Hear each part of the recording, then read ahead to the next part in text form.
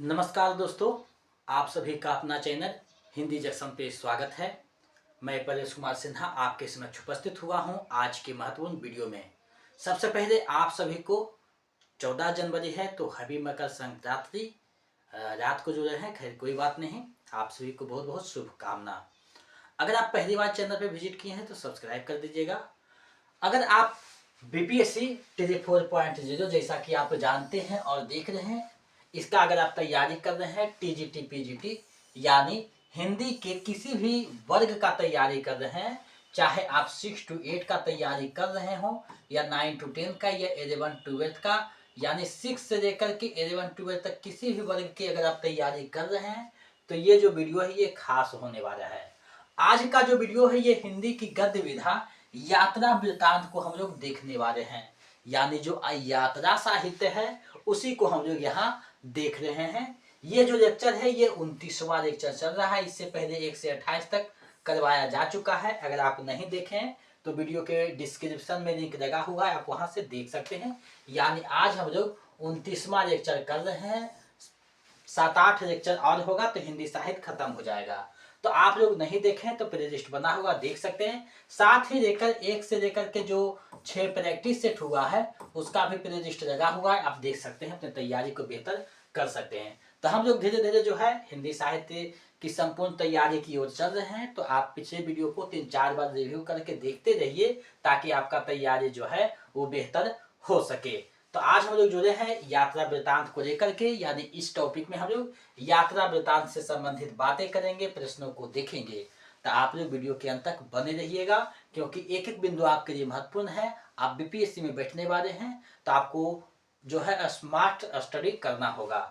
तो चलिए हम लोग आज का जो टॉपिक है उसी को देखते हैं। इससे पहले अगर आप बीपीएससी टी 4.0 का notes practice set previous set पाना चाहते हैं तो हमारे नंबर 72 61 81 53 07 इस पे आप जो है 249 रुपया पेमेंट कर दीजिएगा। 249 रुपया आप पेमेंट कर दीजिएगा किसी भी माध्यम से, गूगल पे, फोन पे, पेटीएम, और उसका स्क्रीनशॉट लेकर के हमें व्हाट्सएप कर दीजिएगा। तो हम इधर से आपको notes practice set previous set उपलब्ध करवा देंगे, जिससे आपका 80 नंबर हिंदी का और 22 नंबर क्वालिफाई पेपर हिंदी का दोनों का संपूर्ण तैयारी हो जाएगा। तो आप इसे प्राप्त कर सकते हैं, अपनी तैयारी को बेहतर कर सकते हैं। क्योंकि 200-250 रुपया आप बचाने के चक्कर में आपका आप मेरिट नहीं बनेगा 1-2 नंबर से, तो जिंदगी भर अफसोस होगा, तो उससे आपको बचना है।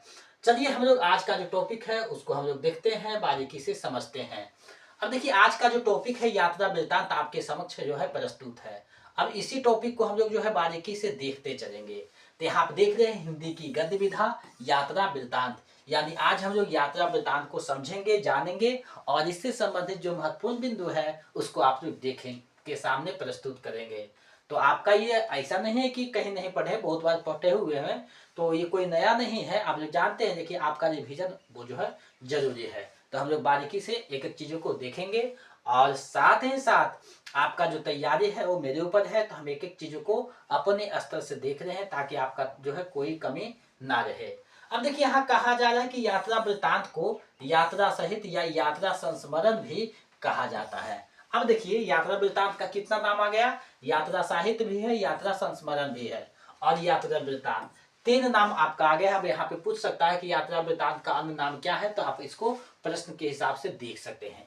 इसमें लेखक अपने द्वारा की गई किसी यात्रा का वास्तविक कलात्मक या साहित्यिक वर्णन करता है तो ऐसी रचना को यात्रा वृत्तांत कहा जाता है।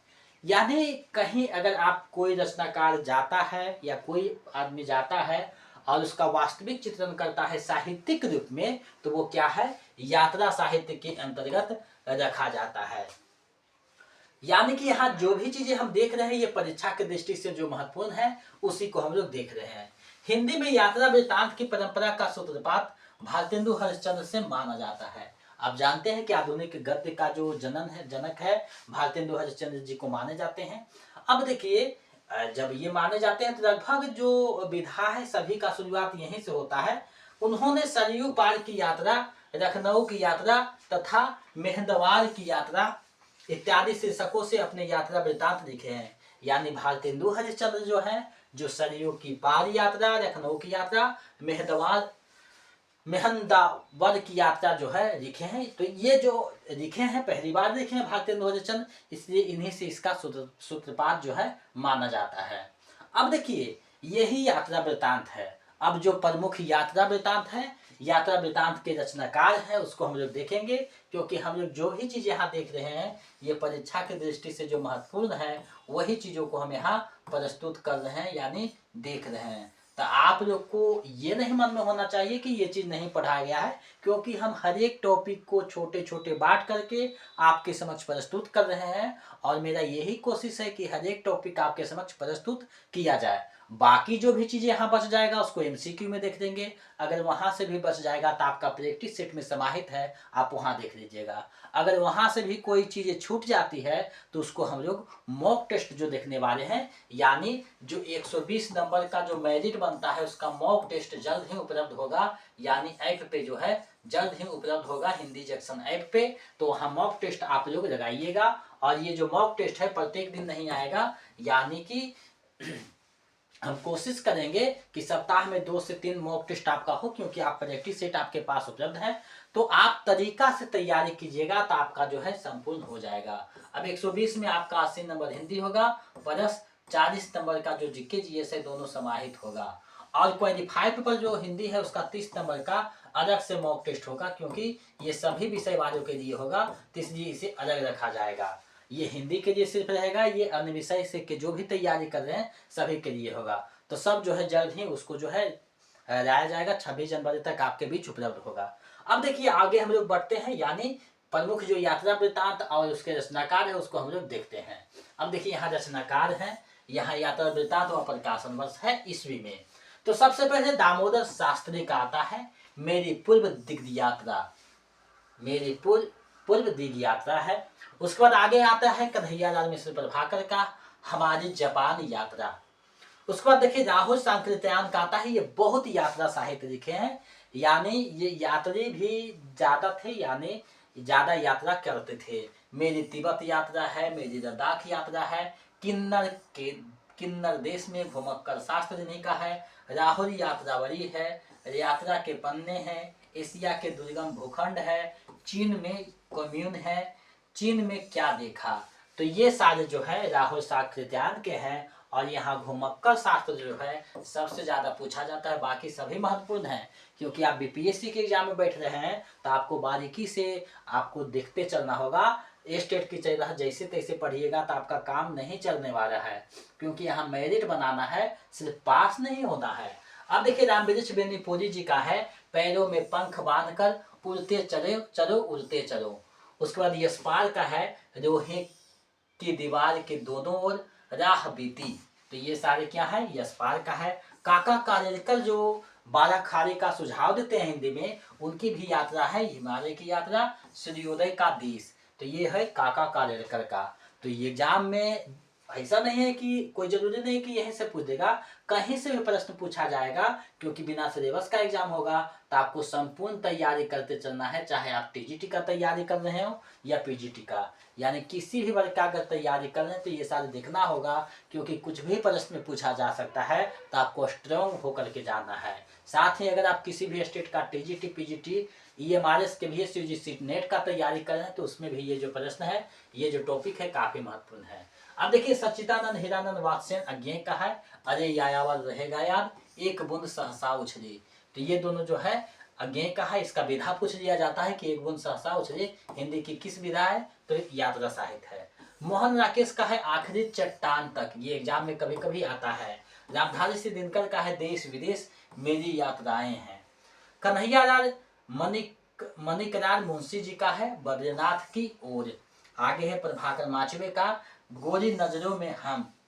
उसके बाद निर्मल वर्मा का है चिरों पर चांदनी, जो कि आप यहाँ देख रहे हैं निर्मल वर्मा का है। धर्मी भारती का है यादी यूरोप की यात्रा चक्र ठेले पर हिमालय। तो ठेले पर हिमालय एग्जाम में ज्यादा पूछा जाता है। तो प्रत्येक चीजों को हम लोग अच्छे से देखते चलेंगे। आगे है विष्णु प्रभाकर का हंसते निर्झर दहकती भट्टी ज्योतिपुंज हिमालय हम सफल मिलते रहे। डॉक्टर नगेंद्र का है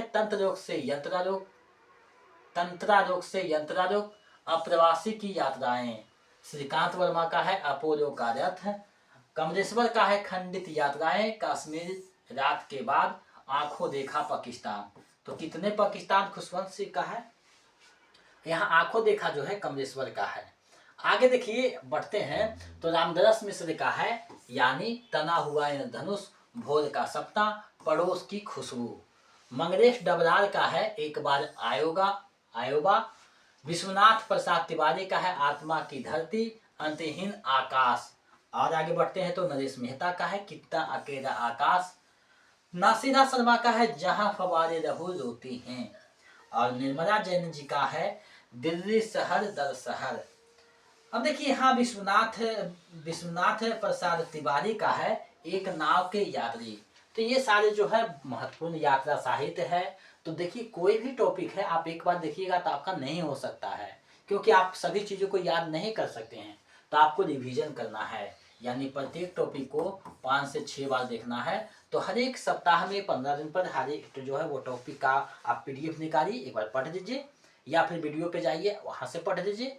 आप कहीं भी जाकर के उसको जो है रिवीजन करते रहिए। हम पहले भी चर्चा किए हैं कि आपको RP पे ध्यान देना होगा, यानी R फॉर रिवीजन और P फॉर प्रैक्टिस। तो RP यानी रिवीजन और प्रैक्टिस आप जितना बेहतर कीजिएगा उतना बेहतर आपका तैयारी हो जाएगा, क्योंकि यही सब एग्जाम में रहने वाला है, इससे ज़्यादा कुछ नहीं रहेगा। क्योंकि लगभग हिंदी साहित्य का सभी चीज़ें हम बता दिए हैं, और कुछ एक दो प्रश्न इधर उधर से रह सकता है ऐसा नहीं है, लेकिन लगभग चीज़ें यही रहेगा। अब देखिए ज्ञान रंजन जी का है कंवल खाना, ज्ञान रंजन जी का कंवल खाना है। तो ये जो है आज का टॉपिक था, बहुत छोटा टॉपिक है, यात्रा वृतांत कोई बड़ी टॉपिक नहीं है, लेकिन आपको हम पहले भी कहते कि एक एक टॉपिक को जो है बारीकी से जो है देखा जाएगा। अब देखिए यात्रा वृतांत से संबंधित कुछ महत्वपूर्ण बिंदु है, जैसे हिंदी का पहला सबसे बड़ा यायावर राहुल सांकृत्यायन को माना जाता है। आधुनिक हिंदी में नागार्जुन और अज्ञे को घुमक्कड़ बेहतरी कहा जाता है। तो ये जो दोनों चीज़ें हैं इसको ध्यान में रखना है, क्योंकि हम लोग जो भी चीज़ें देख रहे हैं ये एग्जाम की दृष्टि से महत्वपूर्ण है, उसी को देख रहे हैं। तो आपका जो तैयारी है वो बेहतर हो, उसके लिए हम निरंतर प्रयासरत हैं, कोशिश करते हैं कि वो करें। लाइव क्लास में हम नहीं जुड़ पा रहे हैं क्योंकि नेट का समस्या चल रहा है, इसलिए रिकॉर्डेड वीडियो डाल रहे हैं, कोई बात नहीं है। आप लोग जो जुड़ रहे हैं ये सबसे बड़ी बात है। आपकी जो लगन है वो हमें दिखता है, यही जुनून और लगन के साथ आपको साथ रहना है और अपने तैयारी को बेहतर करना है। साथ ही आपका मॉक टेस्ट में GK GS प्रश्नों को भी समाहित किए हैं, ताकि आपका जो तैयारी हो बेहतर हो सके। अब देखिए हम लोग जो है प्रश्नों को देखेंगे, यानी कुछ महत्वपूर्ण प्रश्न है। अब देखिए कहा गया है यात्री नाम से कौन रचना करते थे। तो यात्री नाम से कौन जो है हिंदी साहित्य में रचना करते थे। तो देखिए यात्री नाम से बाबा नागार्जुन जो है रचना किया करते थे, यानी विकल्प ग जो है वो सही हो जाएगा, यात्री नाम से किया करते थे। आप लोग बिल्कुल सही जवाब भेजे हैं। आगे है हस्ते निर्झर दहकती भट्टी, किसका यात्रा वृतांत है, यानी ये जो यात्रा वृतांत है ये किनका यात्रा वृतांत है आपको बताना है। तो देखिए ये यात्रा वृतांत अभी हम लोग देखिए ऊपर में देख रहे थे, हस्ते निर्झर दहकते भट्टी अभी हम लोग देखे, जैसे विष्णु प्रभाकर का है, यही चीज देखिए प्रश्न में है। तो ऐसा नहीं है कि अलग से प्रश्न रहता है, कुछ महत्वपूर्ण जो चीजें है वो रहेगा यहीं से, कुछ कुछ प्रश्न जो है बदल जाता है। तो हस्ते निर्झर दहकते भट्टी विष्णु प्रभाकर का है, जो कि विकल्प में देखिए कहीं भी नहीं है। तो इसका जो सही आंसर है विकल्प अ हो जाएगा, और में से कोई नहीं। अब देखिए इसी तरीका से जो है प्रश्न पूछा जाएगा, वहाँ आप कंफ्यूज कर जाइएगा। तो चौथा और पांचवा जो विकल्प है ये दोनों आपको सबसे ज़्यादा परेशान में डालेगा, यानी परेशानी में आपको जो है डालेगा, परेशान करेगा। तो आपको इसको अच्छे से जो है देखते चलना है। अब देखिएगा कैसे, तो सटीकता के साथ जानकारी होनी चाहिए। तो आप जितना ज़्यादा प्रैक्टिस और रिवीजन कीजिएगा उतना आपके लिए क्या है बेहतर साबित होगा। आगे देखिए बढ़ते हैं तो देखिए यहाँ प्रश्न है निम्नलिखित में कौन सा यात्रा वृतांत राहुल सांकृत्यायन का है। तो देखिए राहुल सांकृत्यायन का यात्रा वृतांत अगर आपको देखना है तो देखिए किन्नर देश में, घुमक्कड़ शास्त्र है, यात्रा के पन्ने, लद्दाख का यात्रा, ये सारे जो है इन्हीं का है। तो राहुल सांकृत्यायन के तीनों है, तो इसका जो है उपयुक्त में से एक से अधिक हो जाएगा, क्योंकि तीनों के तीनों इन्हीं का यात्रा साहित्य है। तो विकल्प घ सही हो जाएगा। आगे बढ़ते हैं। अब देखिए है एक बूंद सहसा उछली, किसका यात्रा वृतांत है। तो एक बूंद सहसा उछली जो यात्रा वृतांत है अज्ञे जी का है, यानी आप लोग बिल्कुल सही जवाब दिए हैं, विकल्प ग जो है सही हो जाएगा, यात्रा वृत्तांत है। अब आपको पूछ सकता है ये हिंदी की किस विधा है, तो यात्रा वृत्तांत है, या यात्रा साहित्य है, या यात्रा संस्मरण है। कुछ भी विकल्प दे सकता है। आपको हमेशा हम एक ही चीज कहेंगे कि आपको शब्दों में उलझा देगा, तो आपको शब्दों को समझना होगा। प्रश्नों में, प्रश्न में कुछ नहीं करेगा, आपको कुछ कुछ नए शब्दों से जो है जोड़ देगा, तो उससे आपको बचना है। जितना ज़्यादा आपको समझना है, इसीलिए हम कहते हैं कि जितना ज़्यादा प्रैक्टिस कीजिएगा उतना बेहतर होगा। अब देखिए आगे है, हिंदी में यात्रा वृत्तांत की परंपरा का सूत्रपात किसने किया था। तो यात्रा वृत्तांत का जो सूत्रपात किया जाता है, ये भारतेंदु हरिश्चंद्र के द्वारा ही किया जाता है, इन्हीं को माना जाता है। तो विकल्प ख जो है सही हो जाएगा, भारतेंदु हरिश्चंद्र, जिसे आधुनिक हिंदी का पिता या जनक भी कहा जाता है। आगे बढ़ते हैं तो देखिए, सरयू की पार यात्रा किसकी रचना है। सरयू की पार यात्रा जो है वो किसकी रचना है, तो ये देखिए भारतेंदु हरिश्चंद्र जी का है, सरयू की पार यात्रा। तो विकल्प ख जो है सही हो जाएगा। नेक्स्ट प्रश्न को हम लोग देखते हैं। प्रश्न आपके सामने है, राहुल सांकृत्यायन का घुमक्कड़ शास्त्र किस विधा में लिखा गया है। अब देखिए आपको पूछा गया है कि घुमक्कड़ शास्त्र जो लिखा गया है राहुल सांकृत्यायन के द्वारा, ये हिंदी की कौन सी विधा है। अब देखिए इस तरीका से भी प्रश्न भी पूछ सकता है। तो जितने भी तरीके हो सकते हैं उसको हम बताने का प्रयास करते हैं, प्रयास किए हैं, ताकि आपका तैयारी में कोई बाधा उत्पन्न ना हो। अब कहाँ तक सफल हुए हैं ये अभी नहीं पता चलेगा, आपका रिजल्ट बताएगा। आप जब सक्सेस कीजिएगा, आपका मेरिट बनेगा, समझ जाइए आप ही सफल नहीं हुए हैं, हम भी वहाँ पे सक्सेस किए हैं। आपकी सफलता में हमारी सफलता है। और ऐसा नहीं है कि आपके पास जो है ज्ञान की कमी नहीं है। आप लोग पीजी बीए किए हुए हैं, नेट भी बहुत जो किए हैं, तो आपके पास ज्ञान की भंडार है।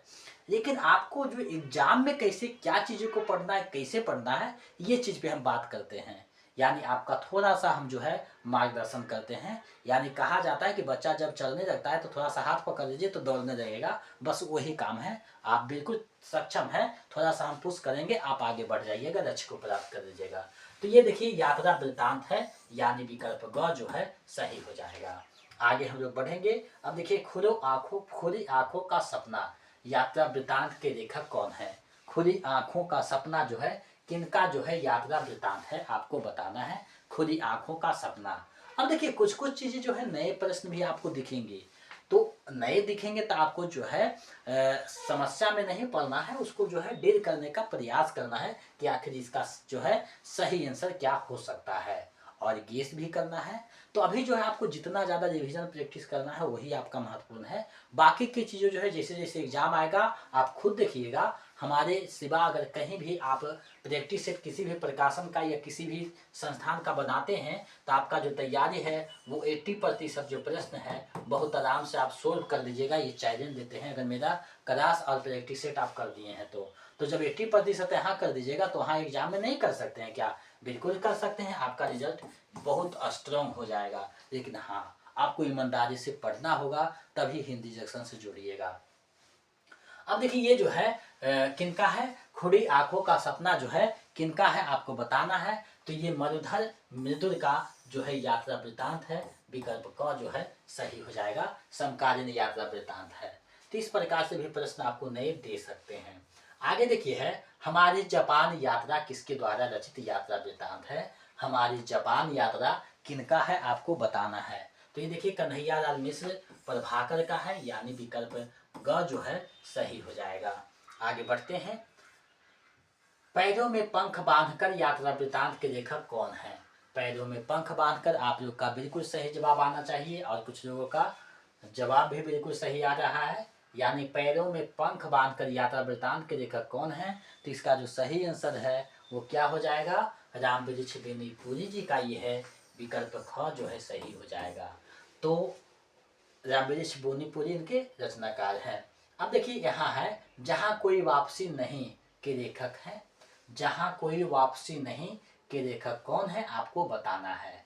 तो जहाँ कोई वापसी नहीं जो रचना है वो किनका है, निर्मल वर्मा जी का रचना है, विकल्प ख जो है सही हो जाएगा। TRE 3.0 में ये प्रश्न पूछा हुआ था, तो विकल्प ख जो है सही हो जाएगा, निर्मल वर्मा जी का है, जहाँ कोई वापसी नहीं। क्योंकि ये विदेश विदेशी चीज़ों पे ज़्यादा रचना करते हैं, इनके रचना में जो है विदेशी पात्र आपको दिख जाएंगे। तो विकल्प ख सही हो जाएगा।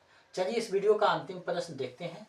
अरे यायावर रहेगा याद किसका यात्रा वृतांत है? अरे यायावर रहेगा याद किसका यात्रा वृतांत है? आप लोग जल्दी से जवाब दीजिए और जवाब भी लगभग बिल्कुल सही आ रहा है, यानी अज्ञेय जी का ये जो है यात्रा संस्मरण है। विकल्प ग जो है सही हो जाएगा। तो आज हमने आपको यात्रा साहित्य को बहुत ही बेहतरीन तरीका से बताने का एक छोटा सा प्रयास किए हैं। और आज का जो क्लास है ज़्यादा लंबा भी नहीं होगा क्योंकि छोटा टॉपिक है। तो ऐसा नहीं हम देखते हैं कि 1 घंटा सभी को करना, ऐसा नहीं होता है। लाइव क्लास में 10 मिनट ज़्यादा लग जाता है, लेकिन रिकॉर्डेड में 10 मिनट कम जाता है क्योंकि आपका कमेंट हम नहीं पढ़ पाते हैं। लेकिन खैर कोई बात नहीं, आपको जो 3 चीज़ें हैं वो हम उपलब्ध करवा रहे हैं, चाहे माध्यम कोई भी हो। तो आप यहाँ बिल्कुल सही दिए हैं, कितना आपका सही हुआ है हमें कमेंट कीजिएगा ताकि हम देख सके कि आपका तैयारी कैसा चल रहा है। तो यात्रा वृत्तांत आज हुआ है, इसी तरह 5-7 जो और टॉपिक बचे हुए हैं उसको हम लोग अच्छे से कर लेंगे। इसके बाद जो है प्रैक्टिस सेट ज़्यादा करेंगे, यानी जो प्रैक्टिस सेट है उस पर ज़्यादा फोकस रहेगा। उसके बाद जो है व्याकरण का भी क्लास बीच बीच में होता चला जाएगा। आपकी जो संपूर्ण तैयारी उसको हमारे ऊपर है, तो हम उसको पूरी करने का भरसक प्रयास करेंगे और आपकी जो तैयारी है उसको गति प्रदान करेंगे। तो आज जो है यात्रा वृत्तांत प्रस्तुत किया था, हमें पूरा विश्वास है कि आपकी तैयारी में महत्वपूर्ण भूमिका निभाएगी। तो आप लोग जो है इतना देर तक जुड़े रहे उसके लिए बहुत बहुत धन्यवाद। अब देखिए आज के लिए प्रश्न है आपका, इसका जल्दी से आप लोग जवाब दीजिए। आखिरी चट्टान तक किसका यात्रा साहित्य है? आखिरी चट्टान तक किसका यात्रा साहित्य है? आप लोग जल्दी से जवाब दीजिए और जवाब भी लगभग आने लगा है, यानी ये जो है बिल्कुल सही मोहन राकेश का ये जो है यात्रा साहित्य है। मोहन राकेश का है आखिरी चट्टान तक, मोहन राकेश का है। तो ये जो है आप लोग बिल्कुल जवाब जो है आपका सही। अब देखिए पुराने जो स्टूडेंट हैं उन सभी का, पुराने जो अभ्यर्थी हैं जो जुड़े हुए हिंदी जंक्शन से, बहुत अच्छा उनका जो है रिजल्ट चल रहा है। मुझे पूरा विश्वास है कि उनकी मेरिट बनने में कोई दिक्कत नहीं होगी। और बाकी सब जुड़े हैं जो बजट से जुड़े हैं उसको अन्यथा में नहीं देना है। आप पिछले क्लास को भी रिव्यू कर सकते हैं, जाकर वहाँ देख सकते हैं, उपलब्ध है और अपनी तैयारी को बेहतर कर सकते हैं। तो आज के लिए बस इतना ही कहेंगे कि आप मन से तैयारी करते रहिए और अपने जो लक्ष्य है उसको प्राप्त कीजिए, क्योंकि लक्ष्यहीन मनुष्य जो है एक जानवर के समान, एक पशु के समान है। तो जो लक्ष्य बना है उसको साधना है, उसमें मेरा मार्गदर्शन रहेगा। बाकी कुछ जो चीज़ें हैं उसको हम उपलब्ध करवाने की कोशिश करेंगे। तो आपको जो है मेहनत करना है, मार्गदर्शन मेरा रहेगा। आपकी अगर सफलता में 1-2% मेरा भी योगदान हो जाता है तो हम अपने आप को धन्य समझेंगे, क्योंकि हम जो है हिंदी के लिए आपके लिए से जुड़े हैं। अब देखिए यहाँ पे प्रश्न है, आपको जो मॉक टेस्ट करवाया जाएगा ऐप पे, हिंदी जंक्शन जो ऐप है उस पर आपका 120 नंबर का जो है मॉक टेस्ट होगा, जिसमें 80 नंबर हिंदी का होगा और 40 नंबर जीएस का होगा। क्योंकि दोनों पे मेरिट बनता है, दोनों का आप देखिएगा कि कितना आपका स्कोर होता है। साथ ही जो 30 नंबर का है क्वालिफाई पेपर, उसका अलग से मॉक टेस्ट होगा, ऐप पे आप दे सकते हैं, इसको भी देख सकते हैं, दोनों को आप दे सकते हैं। तो उसका जो जानकारी जल्द ही उपलब्ध करवाया जाएगा, कोशिश किया जा रहा है, प्रगति है काज में प्रगति हो रहा है और उपलब्ध है, जल्द ही होगा। एक बार नहीं होगा, धीरे धीरे इसमें जो है मॉक टेस्ट आता जाएगा और आपका तैयारी बेहतर होता चला जाएगा। और हम कोशिश करेंगे कि मॉक टेस्ट लगभग कितना, तो 25 कम से कम जो है 25 से 30 जो है मॉक टेस्ट आपको करवाएं, इतना मेरा टारगेट है। लेकिन हमें लगता है कि ये संख्या बढ़ जाएगा, क्योंकि नोटिफिकेशन आएगा, उसके बाद परीक्षा होगा, तो समय लगेगा। तो जितना समय रहेगा वो बढ़ता चला जाएगा। और जो 30 नंबर का है ये 50 आपका जो है मॉक टेस्ट करवाया जाएगा, 50 मॉक टेस्ट रहेगा। तो आपका जो तैयारी है, आपका लेवल यहाँ पे समझ में आ जाएगा कि क्वालिफाई पेपर में आपको कोई दिक्कत नहीं है। तो आज के लिए बस इतना ही। अगर आप चाहते हैं फुल पॉइंट 0 का नोट्स प्रैक्टिस सेट प्राप्त हो तो हमारे नंबर 7261815307, इस पे आप जो है 249 रुपया किसी भी माध्यम से पेमेंट कर दीजिए, गूगल पे, फोन पे, पेटीएम, और उसका स्क्रीनशॉट इसी नंबर पे व्हाट्सएप कर दीजिए। तो हम इधर से आपको notes practice set, previous set उपलब्ध करवा देंगे। और जिसको आप अच्छे से देखिएगा, पढ़िएगा, प्रैक्टिस कीजिएगा, तो आपका 80 नंबर प्लस 22 नंबर का जो है तैयारी क्वालिफाई पेपर दोनों का हो जाएगा। हिंदी के लिए आपको कहीं से कोई किताब पुस्तक या क्लास या कोई बैच लेने की आवश्यकता नहीं है, संपूर्ण तैयारी यहाँ से हो जाएगा। ये जो हम आपसे चार्ज ले रहे हैं 249, ये जो है टाइपिंग चार्ज है। टाइपिंग का जो है चार्ज दे रहे हैं क्योंकि खुद से टाइप नहीं करते हैं। अगर हम खुद से टाइप करते तो वो भी आपको जो है दे देते फ्री में। खैर कोई बात नहीं, आप उतना बहुत कम जो है रुपया उसको पेमेंट करके प्राप्त कर सकते हैं, अपनी तैयारी को बेहतर कर सकते हैं। तो आज के लिए बस इतना है। अगर आप चैनल पे पहली बार जुड़े हैं तो सब्सक्राइब कर दीजिए हिंदी जंक्शन चैनल को, आगे बढ़ाइए, क्योंकि आपका प्यार आपका सपोर्ट ही हिंदी जंक्शन को दिनों दिन आगे बढ़ा रहा है। हिंदी जंक्शन से लगभग 4000 प्लस जो है अभ्यर्थी हिंदी के विषय में अपना योगदान दे रहे हैं बिहार में, और ये संख्या 4.0 में हम सोच रहे हैं कि 6000 प्लस हो जाए, ताकि हिंदी जंक्शन का जो विस्तार है वो और बढ़ता चला जाए। तो बस इतना ही कहेंगे कि खुद को जो है लक्ष्य प्राप्त करने में इतना जो है बारीकी से लगा दो, ताकि आपका जो सफलता है वो आपके कदमों को चूमने लगे और आप जो है समाज में प्रतिष्ठित व्यक्ति बने, क्योंकि शिक्षक समाज का निर्माता होता है। तो ये ऊपर आपके दायित्व आने वाला है, तो उसका बोझ निर्वहन करने के लिए आपको थोड़ा सा मेहनत करना होगा और आप उस लक्ष्य को प्राप्त कर सकते हैं। तो इतना ही आज के लिए, आपसे विदा लेते हैं। शुभ रात्रि, जय हिंद।